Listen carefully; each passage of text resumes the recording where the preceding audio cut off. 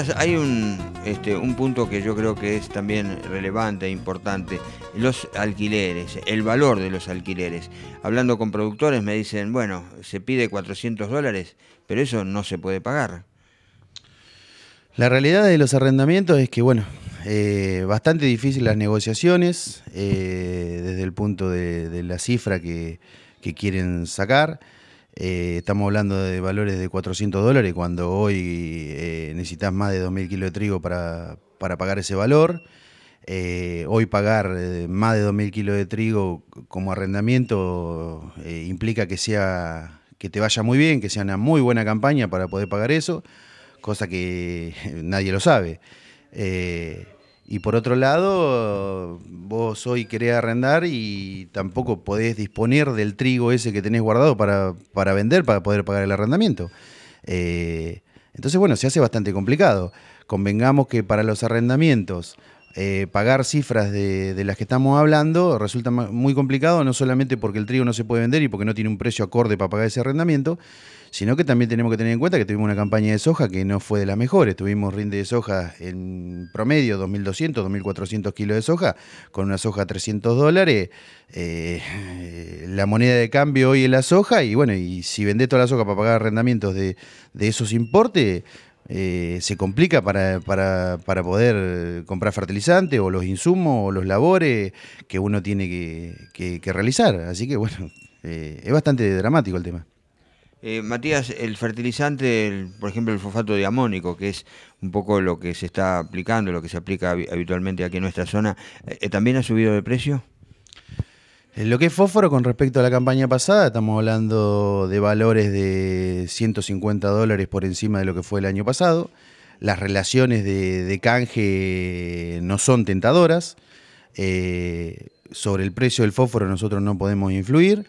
Y bueno, y encima comprar fertilizante tomando otro cultivo como girasol o soja para hacer canje, porque el trigo no se puede comercializar, resulta aún más complicado. Es como que financieramente el productor se le va complicando, que tienes mercadería hoy, que la tiene ahí, que sí puede disponer de cierta cantidad de plata, pero que no puede ser negocio, es muy difícil. Vuelvo a insistir, excepto algún convenio de trigo calidad, como por ejemplo nosotros hemos hecho con Syngenta, que tiene un convenio con un molino brasilero, donde bueno, ese fue un negocio interesante, donde se pudo comercializar a través de Syngenta con este molino brasilero, tomando el FAS teórico más una prima de $20.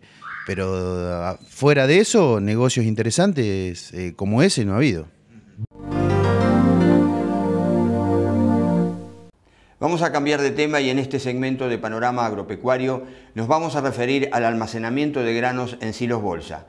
Llegó a la Argentina una delegación china para conocer toda esta tecnología y de esto nos habla el doctor Ricardo Bartosic, profesional de la Estación Experimental INTA Balcarce. Hace unas semanas atrás, una delegación china de la Academia Nacional de Ciencias Agrícolas vino a Argentina y a través del INTA nos convocaron a darles una charla sobre la realidad de la poscosecha en Argentina.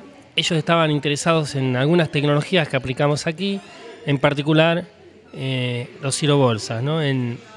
China es un país que produce muchísimo alimento, muchísimos granos, tiene un sistema de producción diferente al nuestro, es mucho más atomizado, pero el volumen de producción es mucho más importante que la Argentina. Entonces tienen sus problemas de almacenamiento. Entonces, en base a estos problemas que tienen ellos y atento a la situación argentina de cómo evolucionó la producción y cómo en Silobolsa permitió cerrar la brecha entre producción y capacidad de almacenamiento, es que vinieron aquí a Argentina a ver qué son los silobolsas, cómo los implementamos y qué posibilidades hay para que ellos en China puedan implementar esta tecnología para solucionar parte de sus problemas. Bueno, indudablemente todo lo que estuvimos conversando en varias oportunidades respecto al almacenamiento de granos en silos bolsa trasciende ya las fronteras argentinas y un poco en base a las investigaciones de ustedes, ¿no es cierto?, respecto a esta problemática. ¿A dónde toman el acento los chinos respecto a toda esta situación? Bueno, Yo creo que hay dos situaciones importantes aquí, que es una, el trabajo en gran parte del INTA que ha hecho de documentar toda la tecnología del uso del silo bolsa, elaborar las recomendaciones de uso, publicarlo. Eso hace que publicarlo en internet, pero también presentarlo en congresos internacionales. Eso hace que en la comunidad internacional de a poco haya ido tomando conocimiento del silo bolsa. Y por otro lado tenemos dos situaciones para mí creo que son trascendentes, que cualquiera que estudie un proceso de logística de poscosecha y vea que en Argentina hay más de 40 millones de toneladas almacenadas en bolsa, eso no tiene antecedentes a nivel mundial. Esa cantidad de granos en un sistema hermético como el de silo bolsa. Entonces eso de por sí llama mucho la atención. Y la otra es la actividad de las empresas privadas, que de a poco han ido, en algunos casos de la mano del INTA y en otros casos ya solas, han ido ganando mercados internacionales y hoy en día hay 33 países que usan la bolsa.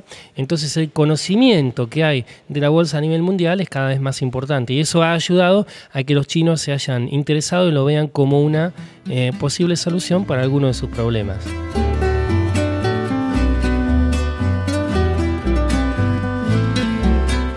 El almacenamiento de granos secos en silos bolsa es una práctica muy utilizada en todas las regiones productoras de Argentina. Nació como una necesidad de los productores de conservar los granos cosechados, manteniendo la calidad y cantidad de los mismos hasta la entrega final con baja inversión. El silo bolsa es una amplia bolsa plástica blanca de 3 capas y filtro de rayos ultravioletas. El tamaño más utilizado es entre 60 a 75 metros de largo por 9 pies de ancho. Cada bolsa puede almacenar unas 200 toneladas de trigo. Muy lejos, y el cielo quedó en su sangre.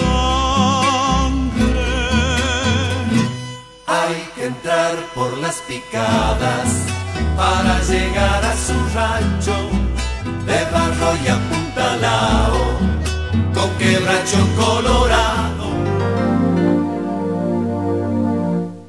El ingeniero Juan Rodríguez de la Estación Experimental INTA Balcarce también conversó sobre estos temas que tienen que ver con el almacenamiento de granos en silos bolsa con una delegación colombiana.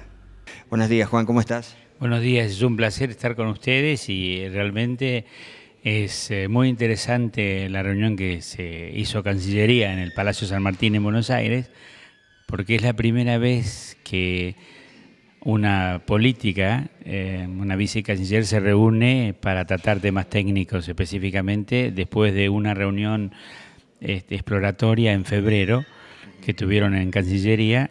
Vino específicamente para tratar un montón de temas, pero lo interesante que fueron temas técnicos.